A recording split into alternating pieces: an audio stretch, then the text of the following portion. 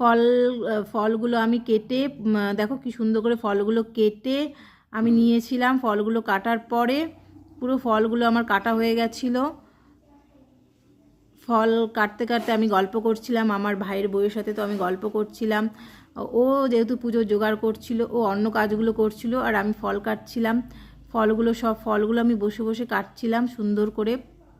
আমার ফল কাটতে খুব ভীষণ ভালো লাগে, পুজোতে আমার ফল কাটাটা খুব ভালো লাগে। আমি বসে বসে ফল কাটছিলাম। দেখো পুরো ফল আমার কাটা হয়ে গেছিলো। আমরা দুজনে মিলে ফল কাটছিলাম আর গল্প করছিলাম।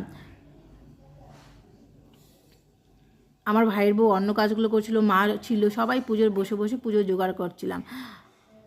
দেখো আমি কমলা ছুলছি, পেয়ারা কাটছি, সব ফলগুলো আমি কেটে পরিষ্কার করে ধুয়ে তারপরে ফল কাটতে বসে গেছি। দেখো আমার ফল পুরো কাটা কমপ্লিট, সব ফল আমি কেটে সুন্দর করে গুছিয়ে নিয়েছি। দেখো সব ফল আমার কাটা হয়ে গেছে, দেখেছো তোমরা? সব ফল কাটা কমপ্লিট। তো আমার ঠাকুমা, এটা আমার ঠাকুমা, দেখো ঠাকুমা পুজোর দিন সকালবেলা সবজি কাটতে বসে গেছে। আমার ঠাকুমা প্রত্যেক পূর্ণিমা সকালবেলা বসে বসে সবজি কাটে।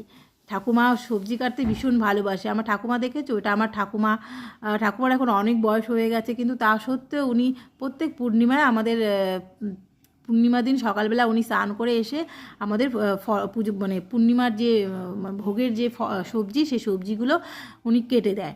তো এখানে ঠাকুরমশাই যিনি পুজো করে তারই বউ সেই ভোগের খিচুড়ি রান্না করছিল।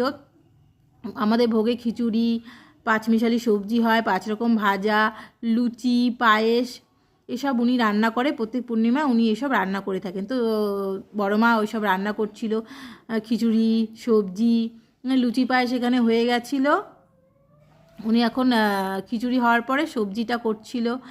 আর দেখো আমাদের কি সুন্দর না ফুল ফুটেছে। আমাদের বাড়ির সামনে একটু জায়গা আছে, তো সেখানে অনেক রকম বাহারি গাছ আছে, তার মধ্যে প্রচুর গোলাপ ফুটেছে। তো আমি ভিডিওটা করে রেখেছিলাম তোমাদের দেখা বলে। দেখো কি সুন্দর, এটা আমাদের বাড়ির মন্দিরের সামনে উঠোন, সেই উঠোনের গোলাপ ফুল ফুটেছিল।